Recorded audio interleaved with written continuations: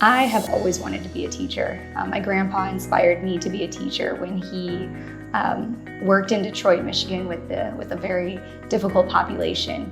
He loved on those students so much, and so I just saw him work in their lives and show them the love of Christ, and so I wanted to do the exact same thing. One teacher who was really influential for me was my 6th grade math teacher. You know, she was so passionate and so loving, and she really gave me, just reminded me why I wanted to be a teacher, and I never wavered on what I want to do with my life and how God wanted me, created me to be a teacher, just like He created my grandpa to be a teacher. So I became a Spanish teacher, and I just love it. I love loving on the students. I love having such a big impact on their life. It's just a really great job. And last year, I went to the Juntos Podemos school in Curundu, Panama.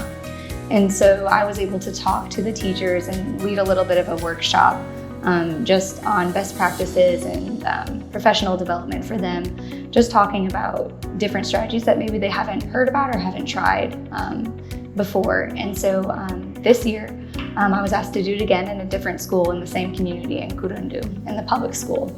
And so I was able to go into a different school and talk to 2 different groups of teachers, the morning group and then the afternoon group, and just discuss best practices with them. A lot of what I do every single day in the United States as a teacher is extremely similar, if not the exact same, as the teachers in Panama. And this is something that, through discussion with teachers, what are your biggest struggles? What's your favorite thing about being a teacher? It's the same. We all have the exact same answer, and it might be in a different language, but it's the same answer. And so it was really interesting to listen to the exact same struggle, and then if you really peel back all the layers, realizing that teaching is teaching and students are students, and everything's the same. And so it was really great to be able to share that with the teachers, because it's really important to know that even though America has this great reputation for having the perfect education system across the world, which I know Americans think is crazy, but we have the same problems, and I like to share that with them. Like, my students also misbehave. We also have fights in our schools. We also have students who don't have money and don't have places to live and have broken homes and families.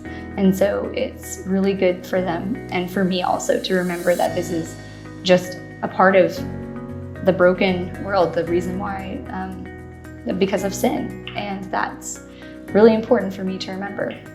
So if you're a teacher, I would encourage you to see your classroom as your mission field, because a lot of pastors and people who work in churches want to get into schools and they can't. But we get into schools every single day and we get paid for it. We impact people by the way that we interact with them, and we impact people by the way that we respond to certain situations. We need to be looking different. I would encourage you to see whatever you do as a mission field, because God has created us in different ways, and we use those gifts in whatever field we are to bring people closer to Him.